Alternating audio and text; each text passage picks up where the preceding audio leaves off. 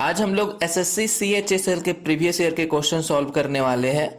यह पेपर 10 मार्च 2018 को शिफ्ट 1 में हुआ था। सीएचएसएल के पेपर में 4 सेक्शन होते हैं: एप्टीट्यूड, रीजनिंग, जनरल अवेयरनेस और इंग्लिश। तो आज हम लोग एप्टीट्यूड के क्वेश्चन सॉल्व करने वाले हैं। एप्टीट्यूड में 25 क्वेश्चन आते हैं जो 50 मार्क्स के होते हैं। तो चलो शुरू करते हैं। तो आप भी एक पेपर और पेन लेकर इसे मेरे साथ सॉल्व करना और क्लास के लास्ट में कमेंट कर कर अपना स्कोर कमेंट बॉक्स पे बताना, ठीक है। तो पहला क्वेश्चन देखते हैं क्या है। Find the number which is as much greater than 49 and as it is less than 95। क्या बोल रहा है कि वह संख्या ज्ञात कीजिए जो 49 से उतनी ही बड़ी है जितनी 95 से छोटी है। ये बोल रहा है, ठीक है। मतलब कहने का मतलब ये क्या कहना चाह रहा है कि 49 से उतनी ही बड़ी है, 49 से उतनी ही बड़ी है जितनी कि 95 से 95 से छोटी है। मतलब इन दोनों के बीच वाला नंबर पूछ रहा है। तो ये कॉन्सेप्ट देख के आपको कुछ याद आ रहा होगा। ऐसा हमने एवरेज के चैप्टर में पढ़ा था कि जब भी हमें बीच वाला एवरेज में क्या पढ़ा था, एवरेज में हमने देखा था कि किसी भी सीक्वेंस का जब हम एवरेज निकालते हैं, किसी भी सीक्वेंस नंबर का जब हम एवरेज निकालते हैं, औसत निकालते हैं, तो वो औसत क्या होता है, उसका बीच वाला नंबर होता है। बीच वाला जो संख्या होता है वो उसका औसत होता है। तो इसमें भी वही कहा है हमें कि ये हमें बीच वाला नंबर फाइंड करना है कि 49 से उतना ही छोटा है, ये 49 से उतना ही छोटा है जितना 49 से उतना ही बड़ा है जितना कि 95 से छोटा है। तो बीच का नंबर पता करना है। तो बीच का नंबर पता करने के लिए हम लोग क्या करते थे, first number plus last number, first number plus last number दोनों का हमने क्या किया, एवरेज निकाल लेते थे। तो first number plus last number 49 plus 95 divided by 2 equal to क्या हो जाएगा, 144 बाई 2 इक्वल टू 72। तो बीच वाला नंबर हमारा क्या आ गया, 72। तो 72 नंबर एक ऐसा नंबर है जो 49 से उतना ही बड़ा है जितना कि वो 95 से छोटा है। ऑप्शन सी यहाँ से करेक्ट हो जाएगा। अगला सवाल देखते हैं। तंजीम spent 1/5 of his salary on his friends, 1/10 of his salary on accommodation and 1/4 of his salary on savings. If he has rupees 1800 left in his wallet, then find his total expenditure on accommodation and saving. क्या कह रहा है कि तंजीम अपने वेतन का 1/5 भाग अपने दोस्तों पर, वेतन का 1/10 भाग आवास पर खर्च करता है और वेतन का 1/4 भाग बचाता है। यदि उसके बटुए में अभी 1800 रुपए बाकी है तब उसका आवास तथा बचत का कुल खर्चा क्या है, ठीक है। तो देखो हमें पता नहीं है उसका सैलरी कितना था, वेतन कितना था तंजीम का। तो हमने मान लिया कि सैलरी उसके पास कितना था, 100 रुपीज था, ठीक है। ये हमने माना कि उसका सैलरी कितना था, 100 रुपीज था। तो 100 रुपीज था तो वो क्या कर रहा है, 100 रुपीज में अपने फ्रेंड्स के साथ, अपने दोस्तों के साथ क्या कर रहा है, वो दोस्तों को कितना दे रहा है, वो 100 का कितना दे रहा है, 1/5 of his salary on his friend, ठीक है। फ्रेंड को 1/5, 1/5 जो है अपना दोस्तों के साथ खर्च करता है। तो कितना खर्च कर रहा है, 20 रुपीज, 20 रुपीज वो खर्च कर रहा है। उसके बाद क्या बोला, एक्यूमुडेशन में, मतलब कि आवास खर्च, उसके घर वगैरह में वो खर्च कितना करता है, अपने वेतन का, वेतन कितना है 100 रुपए, 100 का कितना 1/4 खर्च कर रहा है ना, 100 का 1/10 खर्च कर रहा है, 100 का 1/10 खर्च कर रहा है, मतलब 10 रुपए वो खर्च कर रहा होगा। उसके बाद क्या कहा, और कहा कि 1/4 of his salary on saving, मतलब वो बचाता कितना है, सेव कितना कर रहा है, सेव कर रहा है वो 100 का, अपना वेतन का 1/4 जो है वो सेव कर रहा है, मतलब कि कितना 25 रुपीज बचा रहा है। तो इतना करने के बाद टोटल कितना हो गया, टोटल जो है वो 55 रुपए स्पेंड कर रहा है, 55 रुपए का यूज कर रहा है।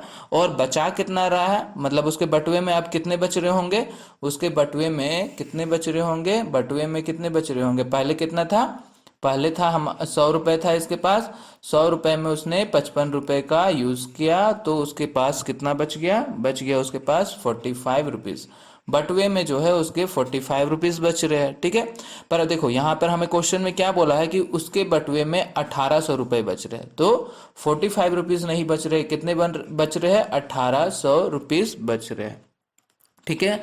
1800 रुपीज बच रहे, तो 1800 रुपीज बच रहे, कितना गुना ज्यादा हो गया इससे, 1800/45 करें तो ये कितना आ जाएगा हमारा, ये आ जा रहा 5, ये हो गया हमारा 200 और 5 और ये गया यानी कि 40, मतलब कि 40 गुना ज्यादा हो जा रहा है। ठीक है, 40 गुना ज्यादा हो जा रहा है।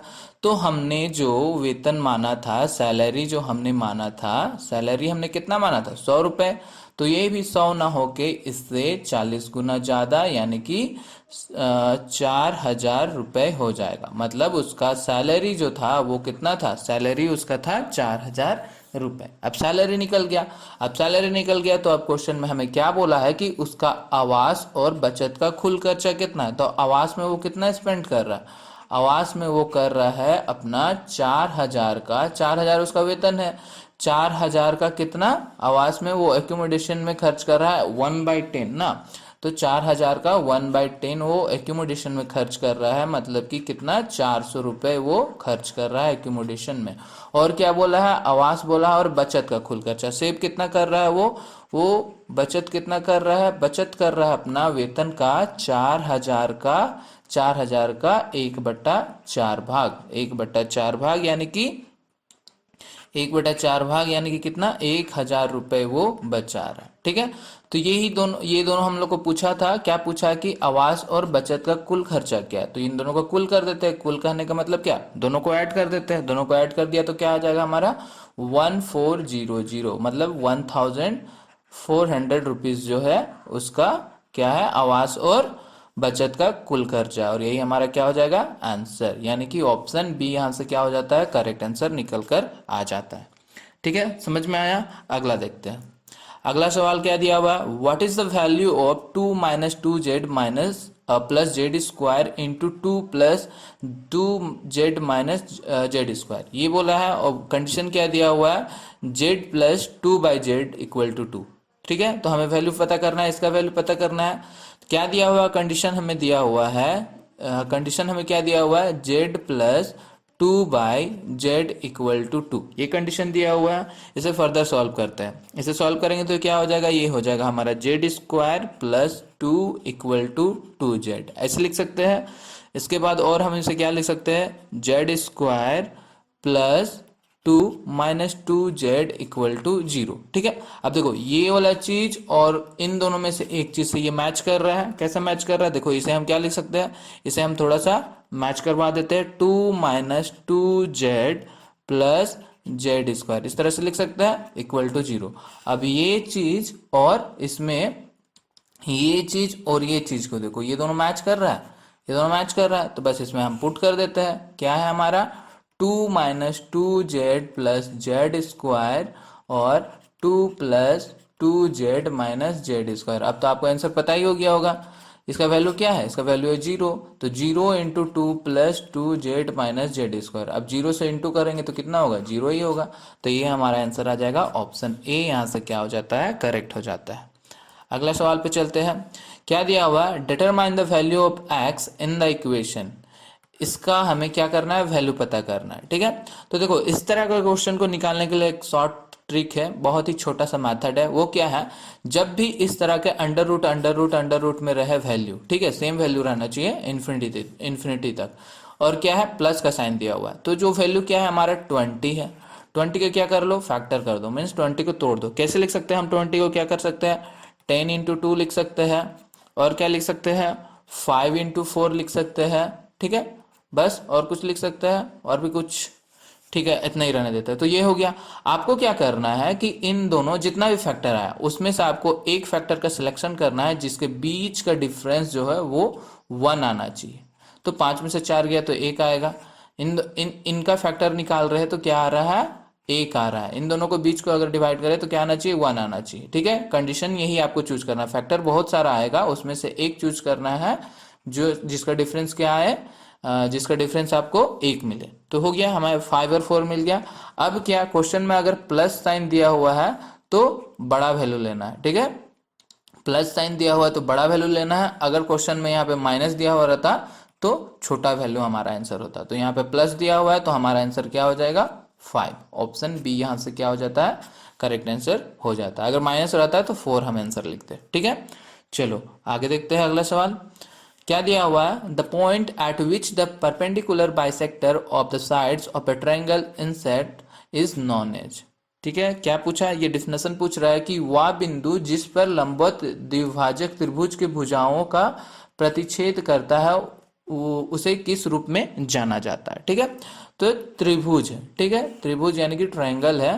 ट्रायंगल है, ये क्या कह रहा है कि लंबवत, कहने का मतलब परपेंडिकुलर क्या हो रहा है यहाँ से, परपेंडिकुलर क्या, यहाँ से एक परपेंडिकुलर ये कर रहा है, और एक यहाँ से एक परपेंडिकुलर बाइसेक्ट कर रहा है, और एक यहाँ से परपेंडिकुलर कर रहा है। तो यहाँ पर जो एक पॉइंट बन रहा है, इस पॉइंट को क्या कहते हैं, ये हमें पूछ रहा है। तो इस पॉइंट को कहा जाता है, क्या कहा जाता है?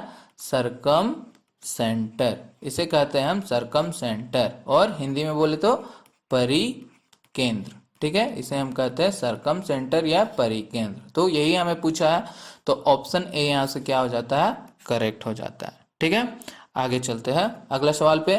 क्या दिया हुआ है? The radius of the circle circumscribing the three vertices of equilateral triangle is 12 centimetre. Determine the height in centimetre of the equilateral in equilateral triangle. ठीक है, समबाहु त्रिभुज के तीन शीर्षकों को घेरने वाले वृत्त का त्रिज्या कितना दिया हुआ है? 12 सेंटीमीटर। तो समबाहु त्रिभुज की ऊंचाई निर्धारित करें। क्या बोल रहा है कि एक ट्रायंगल है, ठीक है, समबाहु त्रिभुज है, ये हो गया समबाहु त्रिभुज, समबाहु त्रिभुज है। समबाहु त्रिभुज में क्या बोल रहा है कि एक वृत्त है जो इस तरह से है। ठीक है, बाह्य वृत्त है, ये हो गया। तीनों शीर्ष, क्या बोल रहा है? तीनों शीर्षकों को घेरने वाला वृत्त है, तो वृत्त इसको घेर लिया। उसके बाद इसके क्या दिया हुआ है? यहाँ वृत्त का मान लो ये हो गया हमारा सेंटर, तो वृत्त का सेंटर है, तो वृत्त का सेंटर है, और इसमें क्या दिया हुआ है? त्रिज्या दिया हुआ है। वृत्त का त्रिज्या कितना? यहां से अगर वृत्त की, ये हो गया हमारा त्रिज्या, ये दिया हुआ कितना? 12 सेंटीमीटर। ठीक है, 12 सेंटीमीटर, ये त्रिज्या ये भी हो जाएगा, ये त्रिज्या ये भी हो जाएगा, 12 सेंटीमीटर दिया हुआ है। ठीक है, तो ये हो गया, ये हमारा हो गया ओ। अब देखो, अब इसमें क्या है? इसमें क्या होता है कि मीडियन जो है यहाँ पे, median, let median equal to height of the triangle. हमने मान लिया कि मीडियन जो है वो क्या है? हाइट ऑफ द ट्रायंगल, और इसको क्या कर देते हैं हम लोग? h सेंटीमीटर से चलो डिनोट कर देते हैं। ठीक है, और इसमें o जो है, ये जो o है, o अभी हमने क्या पढ़ा? o क्या होता है? ये सेंटर क्या कहलाता है? परिकेंद्र, यानी कि सरकम सेंटर ऑफ द ट्रायंगल, ये परिकेंद्र कहलाता है। अभी हमने पिछले क्वेश्चन में देखा। तो ये क्या है? ये जो है परिकेंद्र जो है वो डिवाइड करता है मीडियन को in the ratio of T2:1।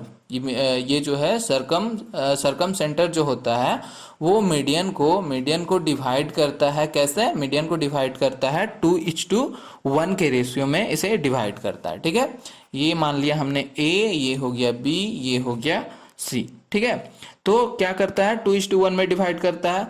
तो हमें AO, अगर AO इक्वल टू करना हो तो AO क्या हो जाएगा हमारा? ये जो मीडियन है AO इक्वल टू क्या हो जाएगा? 2 के रिस्पेक्ट में 2/2 + 1, 2 + 1 इक्वल टू 3, यानी कि टोटल हो गया हमारा 3 इंटू हाइट। ये हमें पता करना है। ठीक है, तो हाइट हमें निकालना है। AO हमें पता क्या है? 12 दिया हुआ, ये हो गया हमारा 2/3 इंटू h। तो यहां से हम क्या करते हैं? h निकाल लेते हैं। h निकालने के लिए क्या करना पड़ेगा? 12 इंटू 3/2, और यहाँ से ये निकल कर आ जाएगा 18 सेंटीमीटर, और यही हमें हाइट निकालने को बोला था। तो ऑप्शन सी क्या हो जाएगा? यहाँ से करेक्ट आंसर हो जाएगा। अगला सवाल पे चलते हैं। क्या दिया हुआ है? If P equal to 350 and Q equal to 600 then P is how much percentage less than Q। यदि P 350 है और Q 600 है तो P Q से कितना प्रतिशत कम है। ठीक है, तो क्या है? P और Q के बारे में कहा है। P और Q के बारे में कहा है। P का कितना वैल्यू है? P का दे रखा हुआ 350, और Q का कितना दे रखा हुआ है? 600 रुपये दे रखा हुआ है। तो इसे हम लिख सकते हैं 7 और 12, इस तरह से लिख सकते हैं, 7 और 12 लिख सकते हैं। तो यहां से देखा जाए तो इन दोनों का अगर हम गैप निकालें, इन दोनों का गैप निकालें तो कितना आ जाएगा? ये आ जाएगा 5 5 आ गया, मतलब कि 5 कम है। ठीक है, यहाँ पे कितना बोल रहा है, लेस कम करने को ही बोल रहा है, कितना प्रतिशत कम है, पी क्यू से कितना कम है। तो P जो है वो Q से कितना कम है, 5 कम है। P Q से 5 कम है, ये हमें पता चल गया। P का वैल्यू कितना है 7, Q का वैल्यू कितना है 12, तो कितना हो गया 5 कम हो गया। P Q से 5 कम है। अब हमें क्या परसेंटेज में निकालने को बोला है, तो कितना कम है 5 कम है। किससे कंपेयर करने को बोल रहा है, लेस देन Q। Q से कंपेयर करने बोल रहा है, P Q से कितना प्रतिशत कम है, Q से बोल रहा है, तो Q का वैल्यू कितना है, Q का वैल्यू है 12। Q से कंपेयर करना है तो Q का वैल्यू है 12, 5/12। अब परसेंटेज निकालना था तो इंटू 100 करना पड़ेगा, इंटू 100 कर दिया।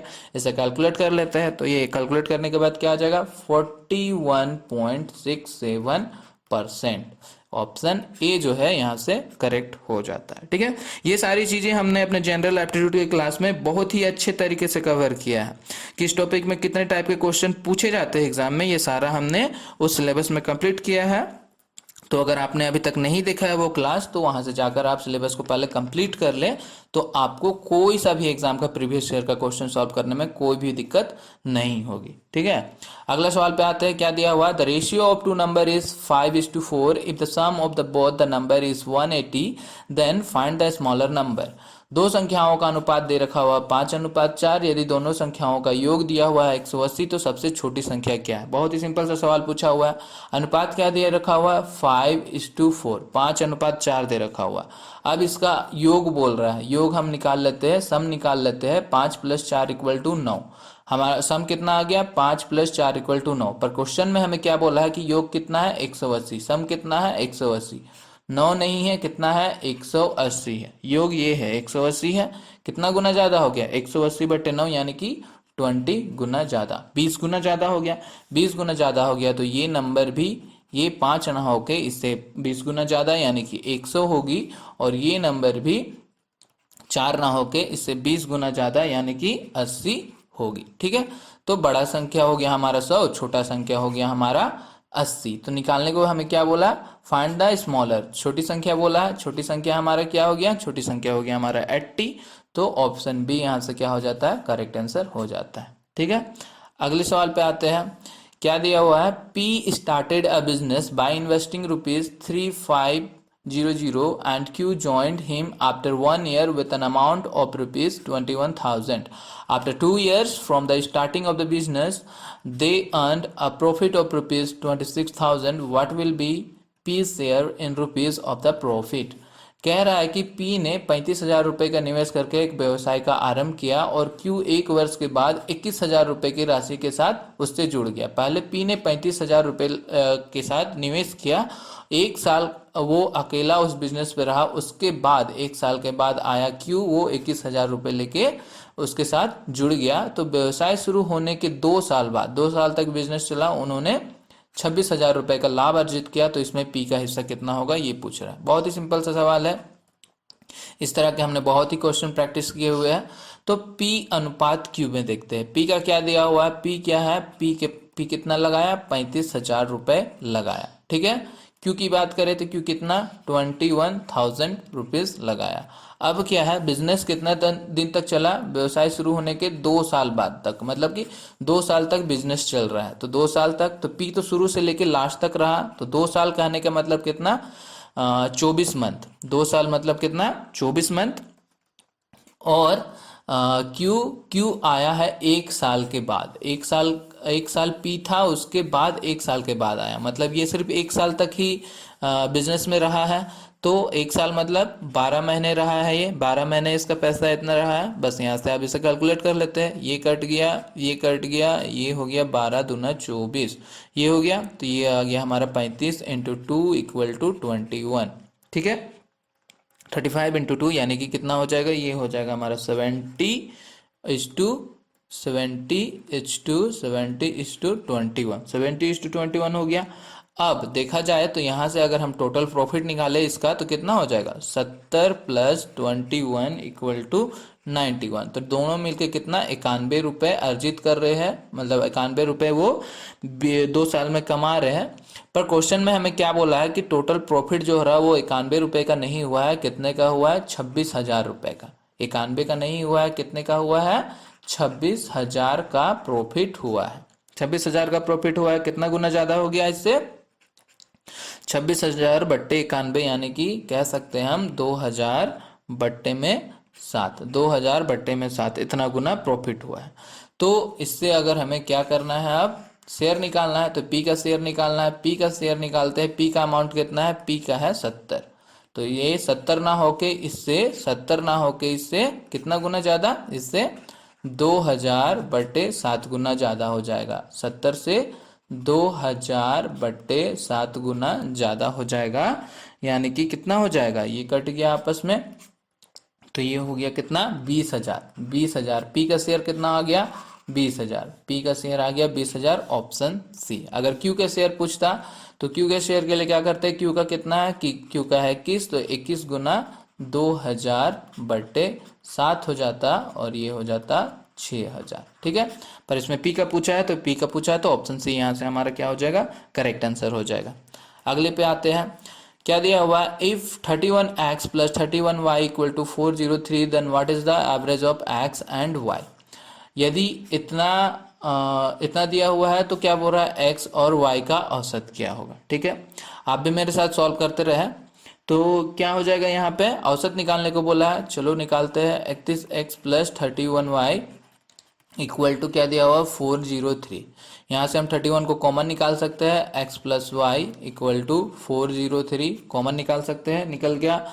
यहाँ से हम x प्लस वाई का वैल्यू निकाल सकते हैं, x प्लस वाई का वैल्यू हो जाएगा हमारा 403 divided by 31, that is equal to 13, यानी कि x प्लस वाई का वैल्यू आ गया हमारा 13। अब हमें क्या बोला है? एवरेज निकालने को बोला है, औसत निकालने को बोला है। तो क्या करेंगे औसत निकालने के लिए? एवरेज निकालना है हमें एक्स वाई का, तो x plus y divided by 2 हो जाएगा, और x प्लस वाई का वैल्यू कितना है? 13। 13 by 2 that is equal to 6.5। यहाँ से क्या हो जाता है? आंसर निकल कर आ जाता है, ऑप्शन सी यहाँ से करेक्ट हो जाएगा। ठीक है, अपना स्कोर कमेंट पे करना, अभी नोट करते रहो। अगला सवाल पे आते हैं, क्या दिया हुआ है? Sum of ₹7500 is divided into 2 parts. The simple interest on the first part at the rate of 12% per annum is equal to the simple interest on the second part of the rate of 18% per annum. What is the interest on each part of 1 year.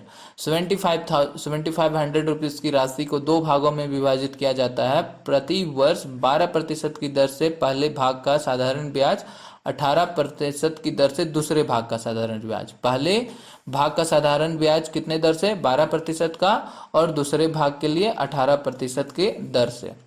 और साधारण ब्याज जो है वो दोनों case में क्या है? बराबर है। तो एक वर्ष के लिए प्रत्येक भाग का ब्याज क्या होगा? तो एक ब्याज निकाल लो, वही दोनों ब्याज हो जाएगा, क्योंकि दोनों क्या है? दोनों बराबर है, दोनों बराबर है। अब क्या है कि इसको सॉल्व कैसे करेंगे? देखो, चलो ले मान लिया हमने क्या है कि फर्स्ट पार्ट, पहला भाग जो है, पहला भाग हमने मान लिया x, दो भाग में डिवाइड किया गया है 7500 को। तो पहला भाग अगर x है तो सेकेंड पार्ट क्या होगा? सेकेंड पार्ट क्या होगा? दूसरा पार्ट, इससे माइनस कर देंगे तो दूसरा पार्ट निकल जाएगा। दूसरा पार्ट हमारा ये होगा 7500 माइनस x, सेकेंड पार्ट ये होगा। तो ये जो है ये हो गया हमारा मूलधन, और ये भी हो गया हमारा मूलधन, दूसरा मूलधन P1 और P2 प्रिंसिपल वैल्यू हो गया। ठीक है, मूलधन हो गया। अब क्या कहा है क्वेश्चन में कि सिंपल इंटरेस्ट दोनों केस में क्या है? बराबर है। साधारण ब्याज क्या है? साधारण ब्याज के बराबर बोल रहा है, मतलब कि दोनों साधारण ब्याज के बराबर है, मतलब दोनों साधारण ब्याज क्या है? बराबर है। SI1 इक्वल टू SI2 है। ठीक है, अब सिंपल इंटरेस्ट का फॉर्मूला क्या होता है? P into R into T divided by 100, यही होता है। इसमें भी यही होगा, P into R into T divided by 100 होगा। ये हो गया हमारा 1 1 1, इसे मान लेते हैं, ये 2 2 और 2 मान लेते हैं। ठीक है, सारा वैल्यू हमें पता है। देखो P1 का वैल्यू क्या है? P1 का वैल्यू है x। इस केस में, पहला केस में हमें r कितना दे रखा है? दर दे रखा हुआ 12%, और टाइम तो 1 साल का है, डिवाइडेड बाई हो गया हमारा 100। उसी तरह P2 की बात करें तो P2 कितना दे रखा है? 7500 माइनस x, और सेकंड केस में R2 कितना दे रखा हुआ? 18%, 1 साल की बात की गई है, इंटू और डिवाइडेड बाई 100। बस इसे सॉल्व कर देते हैं। सॉल्व करने पर क्या आ जाएगा? इसे चलो सॉल्व कर दिया हमने, तो सॉल्व करने पे क्या आ जाएगा? इसे सॉल्व करते हैं। सॉल्व करके दो, ये हो जाएगा 3, यानी कि इसे हम लिख सकते हैं 2x equal to 37500 minus x, ये लिख सकते हैं, ये लिख सकते हैं। और अब आगे चलते हैं, 2x ये हो जाएगा हमारा 22500 माइनस 3x हो गया। तो 2x plus 3x equal to 22500, और ये हो जाएगा हमारा कितना हो जाएगा, ये हो जाएगा 5x इक्वल टू 22500, और यहाँ से हमारा x का वैल्यू क्या निकल कर आ जाएगा, x का वैल्यू निकल कर आ जाएगा 4500। x का वैल्यू आ गया हमारा 4500 रुपीज़।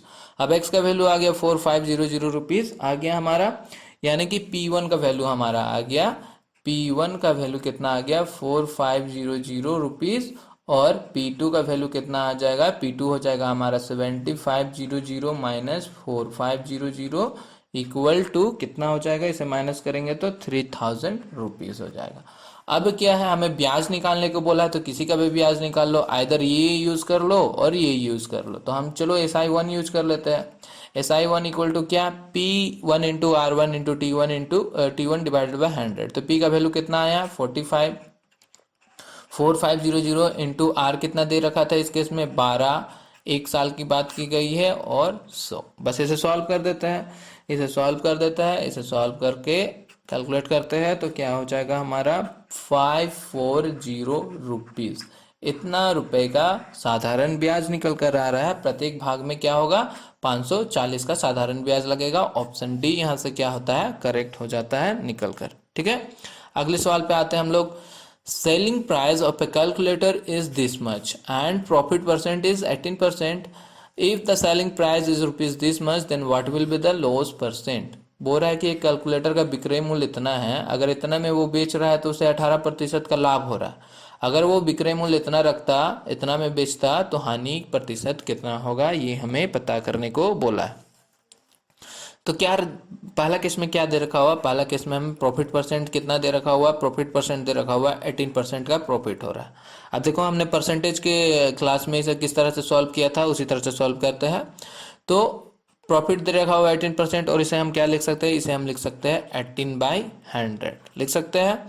और क्या लिख सकते हैं, इसे काट के लिख सकते हैं 9/50, और ये हमारा क्या कहलाता है, प्रॉफिट, ये हमारा क्या कहलाता है, कॉस्ट प्राइस। तो यहां से हम लोग क्या कर सकते हैं, सेलिंग प्राइस निकाल सकते हैं। अब देखो लाभ की बात की गई है, लाभ प्रतिशत की बात की गई है। लाभ कब होता है, लाभ तब होता है जब आपका क्रय मूल्य कम हो और विक्रय मूल्य ज्यादा हो। तो विक्रय मूल्य ज्यादा हो तो यहाँ से हमें विक्रय मूल्य कैसे निकलेगा, 50 में 9 रुपए का लाभ हो रहा है, तो 50 प्लस 9 49 रुपए, विक्रय मूल्य 49 होगा। विक्रय मूल्य 49 और क्रय मूल्य कितना 50। ठीक है, विक्रय मूल्य और क्रय मूल्य निकल गया। अब देखो क्वेश्चन में क्या बोल रहा है, ये तो हो गया, यहाँ पे हो गया। ठीक है, अब क्या, तो इतना हो गया, तो हमारा क्रय मूल्य कितना हो जाएगा, क्रय मूल्य, रुको, यहाँ पे विक्रय मूल्य क्या दे रखा हुआ, विक्रय मूल्य हमारा कितना निकल कर आ गया 49 आ गया, विक्रय मूल्य 49 आ गया। पर क्वेश्चन में हमें क्या बोला है, जब 18% का लाभ हो रहा है तो उस केस में जो है, उस केस में हमारा विक्रय मूल्य है 13924। 49 नहीं है, कितना है 13924, कितना गुना ज्यादा हो गया, दोनों को डिवाइड कर दो तो 236 गुने ज्यादा हो गया, 236 गुने ज्यादा हो गया। तो हमारा जो कॉस्ट प्राइस है, कॉस्ट प्राइस मतलब क्रय मूल्य जो है वो कितना था, 50 था। तो ये भी 50 ना होके इससे 236 गुने ज्यादा होगा, यानी कि दोनों को मल्टीप्लाई कर देते हैं तो 11800 रुपीज आ रहा है। तो इतना रुपए क्या हो गया, कॉस्ट प्राइस निकल कर आ गया। ठीक है, कॉस्ट प्राइस निकल कर आ गया इतना। अब देखो हमें कॉस्ट प्राइस पता है और सेलिंग प्राइस दूसरे केस की बात कर रहे हैं। कॉस्ट प्राइस हमें कितने दे रखा हुआ 11800, ये हमारा कॉस्ट प्राइस आया।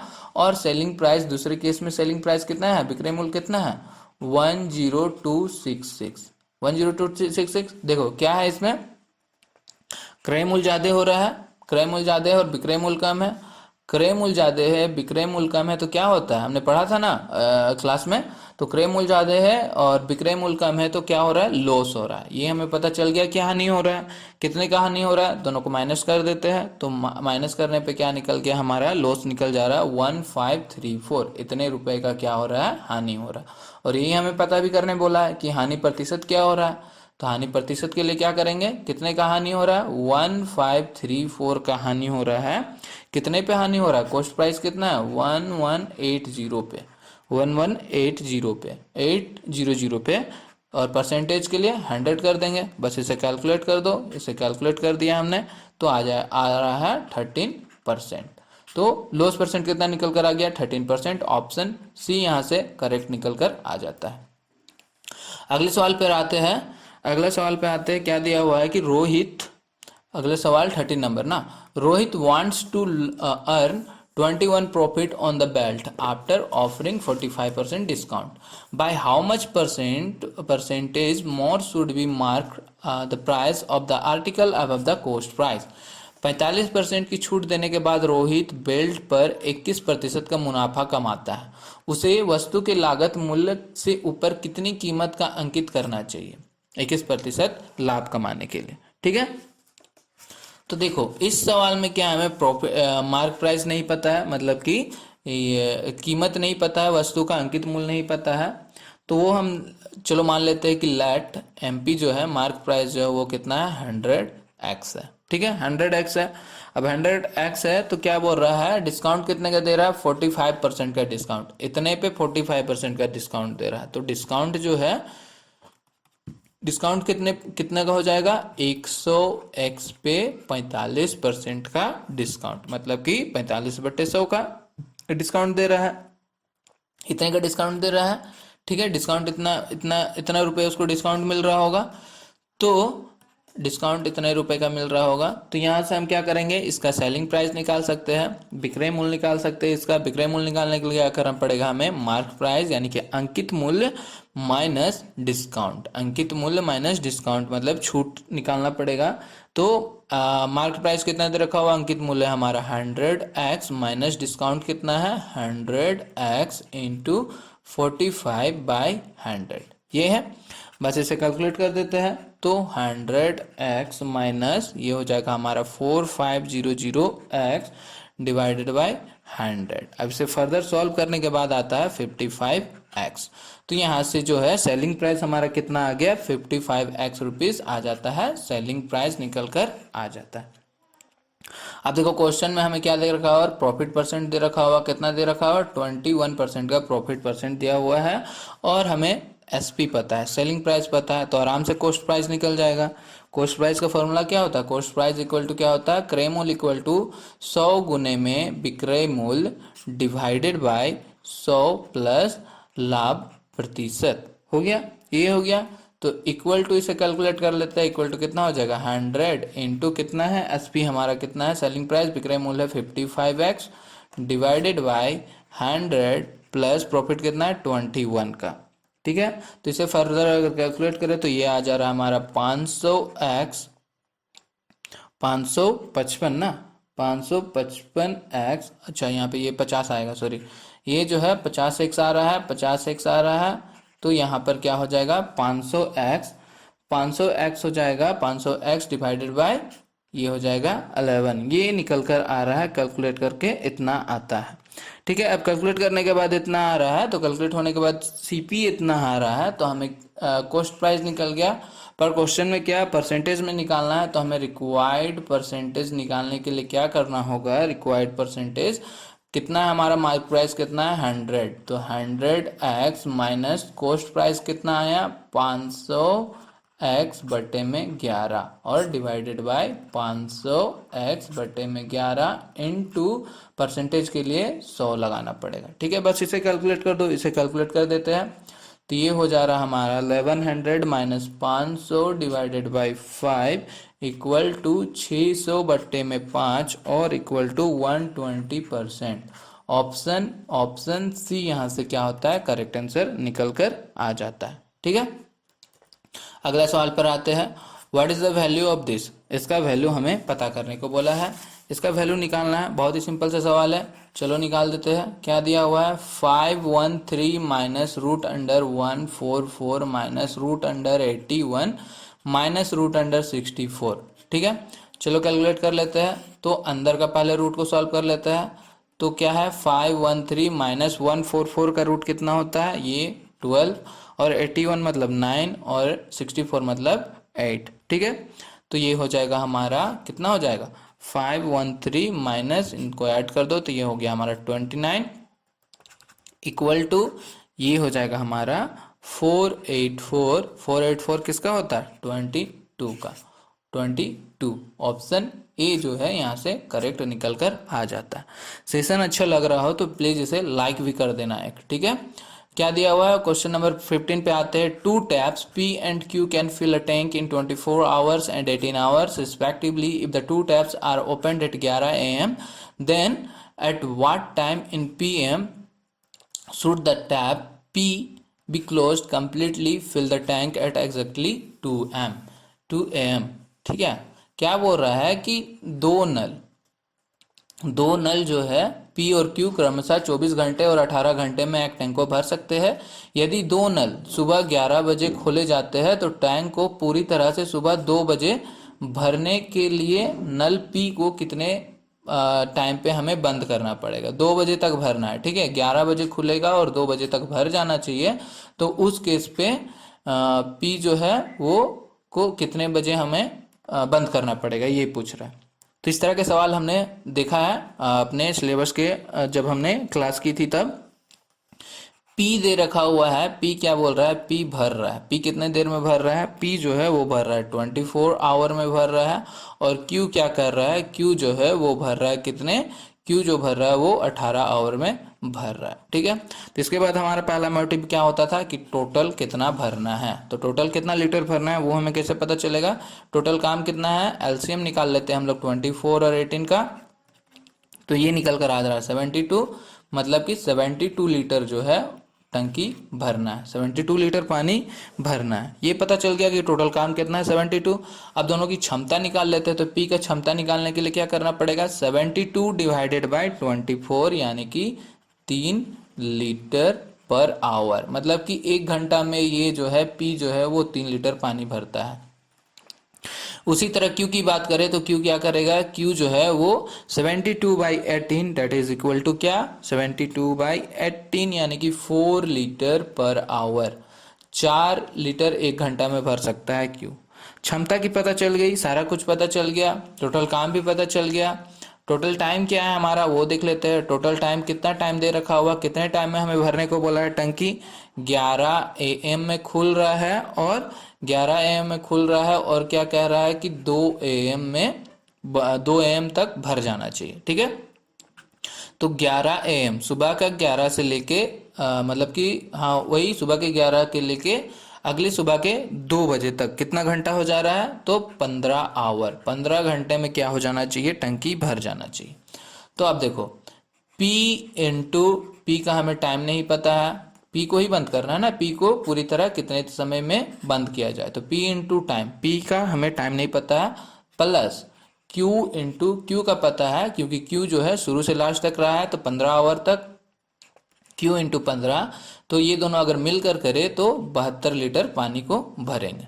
P कितना है, P क्या कर रहा है, P की इफिशियंसी क्या दे रखी कि 3 घंटा, P की इफिशियंसी हमने अभी निकाली कितनी, 3 आवर में वो भर सकता है, 3 लीटर भर सकता है 1 घंटे में। तो ये हो गया 3 इंटू इसका टाइम हमें नहीं पता है, प्लस Q जो है वो 4 लीटर के क्षमता से भर रहा है 15 घंटे तक, इक्वल टू 72 लीटर भर जाएगा।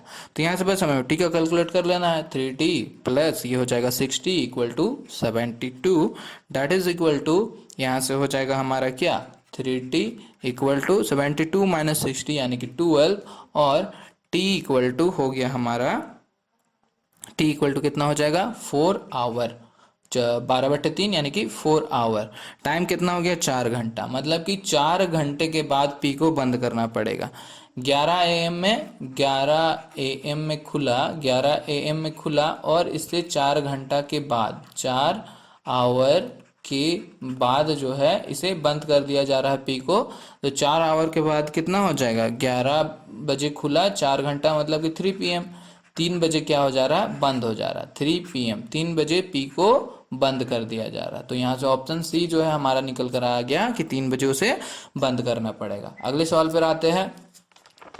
If Anuj walks at the speed of 4 kilometers per hour, then he reaches his school at 6 minutes late. But if he walks at the speed of 5 kilometers per hour, then he reaches 6 minutes before the scheduled time. What is the distance in kilometer of his school from his house? यदि अनुज 4 kilometre प्रति घंटा की दर से चलता है तो वह 6 minute देर से अपने स्कूल तक पहुंचता है। लेकिन यदि वह 5 किलोमीटर प्रति घंटा की दर से चलता है तो निर्धारित समय से 6 मिनट पहले पहुंच जाता है। उसके घर से स्कूल तक की दूरी निकालना है। ठीक है, दो केस बन रहे हैं, पहला केस और दूसरा केस। C1 और C2 हमने मान लिया। स्पीड दे रखा हुआ है, स्पीड क्या दे रखा हुआ है, पहला केस में स्पीड क्या दे रखा हुआ है, 4 किलोमीटर पर आवर से चल रहा है। कितने, 4 किलोमीटर पर आवर से। और दूसरे केस में कितने, 5 किलोमीटर पर आवर से, 5 किलो पर आवर से। अब हमने पढ़ा था कि स्पीड क्या होता है, वो इन्वर्सली प्रोपोर्शनल होता है टाइम के। स्पीड जो है वो इन्वर्सली प्रोपोर्शनल होता है टाइम के। तो यहाँ से हम टाइम का वैल्यू क्या लिख सकते हैं, टाइम का वैल्यू हमारा क्या आ जाएगा, 5:4। टाइम हमारा निकल कर आ गया 5:4। ठीक है। अब हमने एक कॉन्सेप्ट पढ़ा था, जब हमने इस तरह के सवाल सॉल्व किए थे अपने चैप्टर के क्लास पे, तब हमने क्या एक कॉन्सेप्ट पढ़ा था इस तरह के क्वेश्चन में, इस टाइप के क्वेश्चन में, कि जब भी अर्लियर मतलब कि पहले और लेट से पहुंच रहा हो, पहला केस में पहले आ रहा हो, दूसरा केस में देर से आ रहा हो, या फिर पहला केस में लेट से आ रहा हो, दूसरा केस में देर से आ रहा हो, दोनों केस अलग अलग हो, पहले पहुंच रहा है और बाद में पहुंच रहा है, तो इस केस में जो है टाइम को हम लोग ऐड करते हैं। अगर दोनों केस में लेट हो रहा हो, दोनों केस में क्या हो रहा, देर हो रहा हो, दोनों केस में देरी हो रही हो, तो उस केस में हम लोग दोनों को माइनस करते हैं टाइम निकालने के लिए। और अगर दोनों केस में अर्लियर हो रहा हो, मतलब कि दोनों केस में वो पहले पहुंच रहा हो, तो उस केस में भी माइनस करते हैं। ठीक है। अगर दोनों केस में कंडीशन सेम रहा तो माइनस करेंगे टाइम को, दोनों केस में कंडीशन सेम रहा तो माइनस करेंगे टाइम को, दोनों केस में डिफरेंट रहा कंडीशन तो दोनों टाइम को हम लोग ऐड करेंगे। ये हमने देखा था अपने जब हमने सिलेबस कंप्लीट कर रहा था तब। ठीक है। तो यहाँ से हम टाइम निकाल लेते हैं। टाइम क्या हो जाएगा हमारा, क्या हो रहा है, पहला केस में क्या हो रहा है, 6 मिनट जो है वो लेट से पहुंच रहा है, 6 मिनट लेट से पहुंच रहा है, लेट है। और दूसरा केस में क्या है कि 6 मिनट बिफोर पहुंच रहा है, 6 मिनट बिफोर पहुंच रहा है। तो दोनों कंडीशन क्या है, दोनों कंडीशन अलग है। जब दोनों कंडीशन अलग है तो क्या होगा, हमारा एडिशन होगा। तो दोनों को ऐड कर देते हैं तो क्या हो जाएगा, 12 मिनट। टोटल टाइम क्या आ गया हमारा, 12 मिनट निकल कर आ गया। अब देखो क्वेश्चन में क्या दे रखा हुआ, किलोमीटर पर आवर, आवर में दे रखा हुआ है और ये क्या है, मिनट में है। तो टाइम को हमें चेंज करना पड़ेगा किसमें, आवर में। तो आवर में चेंज करने के लिए क्या करना पड़ता है, 12/60 डेट इज इक्वल टू क्या, 1/5 आवर, 1/5 आवर। ये निकल कर आ गया टाइम। तो टाइम हो गया हमारा कितना, 1/5 आवर। अब इन दोनों का अगर इन दोनों टाइम का हम गैप निकाले, इन दोनों टाइम का अगर हम गैप निकाले तो कितना निकल कर आ रहा है, 1 घंटा निकल कर आ रहा है। पर क्वेश्चन में क्या बोला है कि 1 घंटा का गैप नहीं है, कितना है, 1/5 आवर का गैप हो रहा है। कितना गुना ज्यादा हो गया, 1/5 गुना ज्यादा हो गया, 1/5 गुना ज्यादा हो गया। तो जो हमारा टाइम है, टाइम कितना दे रखा हुआ, टाइम है हमारा कितना, 5:4 का। तो टाइम है 5:4 का, तो ये टाइम जो है, ये टाइम हो जाएगा इससे 1/5 गुने ज्यादा, यानी कि कितना हो जाएगा, 1/5 गुने ज्यादा मतलब 1 आवर हो जाएगा इसका टाइम। और इसका टाइम क्या हो जाएगा, इससे 1/5 गुना ज्यादा, यानी कि 4/5 आवर हो जाएगा टाइम। हो गया। अब दोनों का हमें टाइम पता है, स्पीड पता है। C1 की बात करें, देखो यहाँ पे C1 की बात करें तो C1 में हमें स्पीड कितना दे रखा हुआ है, 4 किलोमीटर पर आवर। और टाइम क्या हमने निकाला, अभी टाइम हमने निकाला C1 का कितना, 1 घंटा। टाइम हमें दे रखा हुआ 1 आवर। तो डिस्टेंस तो दोनों केस में सेम ही है, स्कूल से ही घर जा रहा है ना, स्कूल क्या कर रहा है, घर से ही स्कूल जा रहा है, तो घर से स्कूल जा रहा है दोनों केस में, मतलब दोनों केस में डिस्टेंस जो है सेम ही होंगे। तो किसी का भी डिस्टेंस निकाल लो, या तो इसका या तो इसका, तो हम लोग C1 का डिस्टेंस निकाल लेते हैं। तो डिस्टेंस इक्वल टू क्या होता है, S इंटू टी, दूरी बराबर चाल गुने समय, ये होता है। तो चाल कितना दे रखा हुआ है, 4 किलोमीटर, टाइम कितना दे रखा हुआ, 1, यानी कि 4 किलोमीटर क्या होगा, दूरी होगा 4 किलोमीटर। ऑप्शन ए यहाँ से क्या होता है, करेक्ट आंसर निकल कर आ जाता है। जिन लोगों ने मेरा पढ़ाया हुआ सिलेबस कंप्लीट किया होगा, उन्हें इस तरह के सवाल को बनाने में थोड़ी सी भी प्रॉब्लम नहीं हो रही होगी। अगले सवाल पर आते हैं। देखो ये है, ग्राफ दिया हुआ है, ठीक है, ग्राफ दिया हुआ है, और क्या बोल रहा है क्वेश्चन में कि which year the number of student, मतलब कि पूछ रहा है कि किस वर्ष में उत्तीर्ण हुए छात्रों की संख्या पिछले वर्ष के उत्तीर्ण छात्रों की तुलना में कम है। ठीक है, किस वर्ष में उत्तीर्ण हुए छात्रों की संख्या पिछले वर्ष की तुलना में कम है, ये पूछा है। तो यहाँ ऑप्शन से चलते हैं हम लोग। ऑप्शन चलो, 2012 में क्या है, 2012 में कितने लोग उत्तीर्ण हुए, 2012 किधर है, 2012 में उत्तीर्ण हुए हैं 7,000 लोग। 2012 में 7,000 लोग उत्तीर्ण हुए हैं। 2014 की बात करें तो 2014 में 3500 लोग, और 2015 में कितने हैं, 6500 लोग। और 2013 में कितने लोग हैं, 2013 में है, कहाँ गया, 2013 में है 1500 लोग। तो सबसे कम तो हमें इसी पे दिख रहा है, 2013 पे। ठीक है, तो यही पूछा है ना, कि क्या पूछा है, छात्रों की संख्या पिछले वर्ष के उत्तीर्ण छात्रों की तुलना में कम है। तो 2013 से पहले कितना, 2014 में इतना था, तो उससे कम वो क्या है, 2013 कितना है, 1500। तो तुलना में कम थी, कितना कम थी, 1500 कम थी, मतलब कि 2013 में कम थी। तो 2013 क्या है, ऑप्शन डी जो है करेक्ट आंसर हो जाएगा। ऑप्शन डी यहाँ से करेक्ट आंसर हो जाएगा। 2013 में कम थी उत्तीर्ण होने वाले छात्रों की संख्या।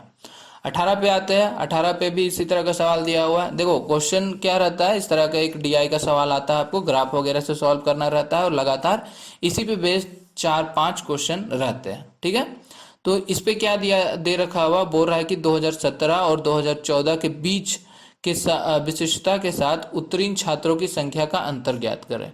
2017 और 2014 में, तो 2017 में मार्क्स कितना आया है, 2017 में जो है वो उत्तीर्ण हुए हैं कितने, 2017 में 6500। और 2014 की बात करें तो 2014 में कितना है, 2014 में है हमारा 3500। बस इनका अंतर पूछा है, तो माइनस कर देते हैं, इन दोनों को। तो माइनस करने पे क्या आ जाएगा, 3000। तो 3000 जो है आंसर हो जाएगा। ऑप्शन डी यहाँ से करेक्ट आंसर हो जाता है। अगले सवाल पे आते हैं। यहाँ पर क्या पूछा हुआ है, यहाँ पर पूछ रहा है कि 2012 में विशिष्टता के साथ उत्तीर्ण होने वाले छात्रों की संख्या 2011 में विशिष्टता के साथ उत्तीर्ण होने वाले छात्रों की संख्या से कितनी अधिक थी। ठीक है, 2012 और 2011 का पूछा है। तो 2012 में कितना था, 2012 में कितना था, 2012 में 7000 है, 2012 में कितना है, 7000 है। और 2011 में 2011 में 2000 है, 2011 में कितना है, 2000 है। ठीक है, तो यहाँ से अगर हम इसे ये करें तो ये हो जाएगा 7:2 हम लिख सकते हैं, 7:2। तो कितना अधिक है, 2012, इसे माइनस कर दो, कितना हो गया, 5 हो गया, मतलब कि 5 अधिक है। 2011 से देखा जाए तो 2012 में 5 अधिक है, तो 5 अधिक है, कितना अधिक है, 5 अधिक है, 5 अधिक है। ठीक है, अधिक ही निकालने बोला है हमें, ज़्यादा ही निकालने को बोला है, ग्रेटर देन निकालने को बोला है। तो अधिक है, परसेंटेज में कैलकुलेट करना है, तो परसेंटेज में 5 अधिक है, 5 अधिक है। ठीक है, तो 5 अधिक है, कितने से कंपेयर करने बोला है, 2011 से कंपेयर करने बोला है कि 2011 से कितना अधिक है। तो 2011 से 5 अधिक है, 2011 मतलब 2/2, इससे कंपेयर करने को बोला है 2 से। परसेंटेज के लिए हम लोग 100 लगाएंगे, इंटू 100 करेंगे और इसे कैलकुलेट कर देते हैं। तो यहाँ से कैलकुलेट करने के बाद ये आ जाएगा 250%। ऑप्शन डी यहाँ से करेक्ट हो जाता है। अगला सवाल पर आते हैं। देखो यहाँ पर क्या बोला कि यदि विशिष्टता के साथ उत्तीर्ण होने वाले छात्रों का प्रमाण पत्र दिए जाते हैं तो पिछले 3 वर्षों में प्रमाण पत्रों की संख्या क्या है। पिछले 3 वर्षों में, पिछले 3 वर्षों मतलब इधर से चलते हैं 2017, 16 और 15, बस यही ना। तो 2017 प्लस 2016 प्लस 2015 की बात की गई है। 2017 में कितना है, 6500 है, और 2016 में कितना है, 2500 है, और 2015 में कितना है, 6500 है, 6500। बस इसे ऐड कर दो, ऐड करने पे क्या आ जाएगा, 15500, और यही जो हमारा आंसर ऑप्शन सी यहाँ से निकल कर आ जाता है। अगले सवाल पर चलते हैं। 21 पे क्या कह रहा है कि the length of the breadth of the rectangle are 24 centimetre and 7 centimetre respectively, what must be the length of his diagonal in centimetre. एक आयत की लंबाई और चौड़ाई क्रमशः 24 सेंटीमीटर तथा 7 सेंटीमीटर है, इसके विकर्ण की लंबाई ज्ञात कीजिए। आयत बना लिया हमने, रेक्टेंगल हो गया ये, रेक्टेंगल हो गया ये, और यहाँ पर विकर्ण जो है, विकर्ण हो गया ये हमें विकर्ण हमें फाइंड करने को बोला है। और क्या दे रखा हुआ है, इसका लेंथ और ब्रेथ, लेंथ और ब्रेथ दे रखा हुआ है। ये लेंथ हो गया हमारा 24 सेंटीमीटर, ये हो गया हमारा 7 सेंटीमीटर। ये क्या होता है, समकोण होता है, ठीक है, राइट एंगल होता है। तो देखा जाए तो ये ट्रायंगल अगर आप देखें तो यहाँ से आप पाइथागोरस प्रमेय लगा सकते हैं। तो यहाँ से हमारा क्या हो जाएगा, h equal to root under 24 square plus 7 square, Pythagoras परिमेय से। तो यहाँ पर ये हो गया हमारा 576 प्लस 49 इक्वल टू 625 और 25 सेंटीमीटर। तो हमारा विकर्ण जो है वो निकल कर आ जाएगा 25 सेंटीमीटर। ऑप्शन सी जो है यहाँ से करेक्ट आंसर हो जाता है। अगले सवाल पर आते हैं। Find the circumference of a circle of radius this. इसका हमें क्या करना है, सर्कमफेरेंस निकालना है, ठीक है। तो देखो, मैंसुरेशन के सवाल को जब सॉल्व करना हो आपको, मैंसुरेशन में आपको फार्मूला याद करना पड़ता है, फार्मूला याद हो तभी जाके आपका ये बनेगा, सवाल बनेगा। पर इससे भी एक शॉर्ट ट्रिक है, वो क्या है, देखो इस तरह के क्वेश्चन को अगर आप 2 सेकंड में बनाना चाहो तो ऑप्शन के थ्रू बना सकते हो, तो आपको फार्मूला वगैरह का यूज नहीं करना पड़ेगा। देखो, जब भी एक चीज याद रखना कि मैंसुरेशन में जब भी क्षेत्रमिति के सवालों में आपको क्या परिधि क्षेत्रफल वॉल्यूम वगैरह निकालने को बोले, आयतन वगैरह निकालने को बोले, मतलब जिस फार्मूले में आपको पाई मिले, जिस फार्मूले में आपको पाई मिले उसमें क्या करेंगे हम लोग, ऑप्शन में चूज करेंगे इस 11 के मल्टीपल को, 11 के मल्टीपल को ऑप्शन में ढूंढेंगे। अगर 11 का मल्टीपल मिल जाए, मतलब वैसी संख्या जो 11 से पूरा पूरी डिवाइड हो जाए, वैसा संख्या मिल जाए तो उसे वही हमारा आंसर हो जाएगा। तो इन ऑप्शंस पे अगर हम चलते हैं तो ऑप्शन ए को अगर हम 11 से डिवाइड करें तो ये पूरा पूरी नहीं डिवाइड होगा, 35 भी पूरा पूरी डिवाइड नहीं होगा, 70 भी पूरा पूरी डिवाइड नहीं होगा। पर ऑप्शन डी जो है 66 को अगर हम 11 से डिवाइड करें तो ये पूरा पूरी कट जाएगा, और ऑप्शन डी ही जो है हमारा आंसर हो जाएगा, ठीक है। ये एक शॉर्ट ट्रिक है, इसे आप याद रखना। मेंसुरेशन के किसी भी सवाल को मोस्टली 90% जो है इस तरह से सॉल्व हो जाते हैं, ठीक है। 11 से उसे डिवाइड कर दो, वही आपका आंसर हो जाएगा। तो 66 हो गया यहाँ से हमारा आंसर। चलो फार्मूला से भी निकाल लेते हैं। तो सर्कमफेरेंस का अगर हमें परिधि ये क्या बोलते हैं, वृत्त का, सर्कल का सर्कमफेरेंस क्या होता है, परिधि क्या होता है, 2πr होता है। 2πr यानी कि 2 इंटू 22/7, और r कितना दे रखा हो, रेडियस दे रखा हो 10.5। इसे कैलकुलेट कर लो, आ जाएगा हमारा 66 सेंटीमीटर ही आएगा, ठीक है। अगले सवाल पे आते हैं। Find the total surface area of the right angle. अब देखो फिर से आ गया हमारा इसका क्या, मैंसुरेशन, यानी कि मैंसुरेशन का आ गया हमारा सवाल आ गया। तो मैंसुरेशन में क्या करना है हमें, जब भी क्षेत्रफल वगैरह निकालने बोले, क्षेत्रफल मतलब पाई का कॉन्सेप्ट आएगा ही, पाई का कॉन्सेप्ट आएगा ही, तो क्या करना है हमें 11 का मल्टीपल ढूंढना है। तो 11 का मल्टीपल ढूंढते हैं हम लोग ऑप्शन ए से। ऑप्शन ए पे आते हैं। ऑप्शन ए में क्या है, 4488। अब देखो 11 से डिवाइड करने का भी एक ट्रिक है, वो क्या है, 4 एक छोड़ के एक, इवन प्लस ऑड, यानी कि 4 + 8 4 + 8 माइनस, अब एक बार एक छोड़ के इधर 4 + 8। 11 से डिवाइड करने का एक कंडीशन ये है कि अगर इनको सॉल्व करने के बाद, देखो ये जो मैंने किया कि एक छोड़ के एक, 4 + 8 और 4 + 8, इन दोनों को माइनस करने पर अगर कंडीशन आप इन दोनों को सॉल्व करने पे अगर 0 और 11 आता है तो ये संख्या पूरा पूरी 11 से डिवाइड होगी। तो यहाँ से ऑप्शन ए जो है वो 11 से डिवाइड हो रहा है, ठीक है। तो एक ऑप्शन हमारा ये भी हो सकता है। पर आगे भी देख लेते हैं और कोई डिवाइड होता है कि नहीं। 4250 को देखते हैं, वो 11 से डिवाइड होगा। तो 4 + 5 माइनस 2 प्लस 0, तो ये 11 से पूरा पूरी नहीं डिवाइड होगा, 0 और 11 नहीं आएगा। सी पे आते हैं तो 4010, यानी कि 4 + 1 और 0 + 0, तो ये भी नहीं डिवाइड होगा, 0 नहीं आएगा और 11 भी नहीं आएगा, तो ये नहीं डिवाइड होगा। डी पे आते हैं, क्या है 4620, यानी कि 4 + 2 और 6 + 0, तो ये पूरा पूरी डिवाइड होगा, इसमें भी 0 आएगा। तो हमारा देखो दो ऑप्शन आ गया, ए आ गया और डी आ गया। तो जब भी इस तरह के दो ऑप्शन आ जाए, पहला तो है हमें क्या करना है, 11 से डिवाइड करना है। अगर एक ऑप्शन रहता है तो वही हमारा आंसर हो जाता। लेकिन जब एक से ज़्यादा आ रहा है 11 से डिवाइड करने पर, तब अगला हमें चेक करना पड़ेगा इस 7 से उसे डिवाइड करके पता करना पड़ेगा। तो इन दोनों को हम क्या करते हैं, ऑप्शन ए को पहले 7 से डिवाइड करते हैं। तो इसे हम 7 से अगर डिवाइड करें तो 7 से डिवाइड करने पे ये पूरा पूरी नहीं जा रहा है, 64.9 पूरा पूरी नहीं कट रहा है, मतलब ये 7 से नहीं डिविजिबल होगा, तो ऑप्शन ए यहाँ से करेक्ट हो गया। तो इनकरेक्ट हो गया, तो ऑप्शन डी ही हमारा क्या होगा, राइट आंसर हो जाएगा। ऑप्शन डी भी चेक कर लेते हैं। ऑप्शन डी क्या है हमारा, 4620 divided by 7 that is equal to 660। हाँ, ये पूरा पूरी कट रहा है, तो डी यहाँ से क्या हो जाएगा हमारा, डी जो है आंसर हो जाएगा। ठीक है, इस तरह से हम लोग मेंसुरेशन के सवाल को जल्दी से आसानी से बना सकते हैं ऑप्शन के through. What is the value of this, बहुत ही सिंपल सा पूछा है, 2 - sin 30 डिग्री का आंसर पूछा है। तो 2 - sin 30 का वैल्यू कितना होता है, 1/2 होता है, इक्वल टू क्या हो जाएगा, 3/2। ऑप्शन ए यहाँ से क्या हो जाता है, करेक्ट आंसर हो जाता है।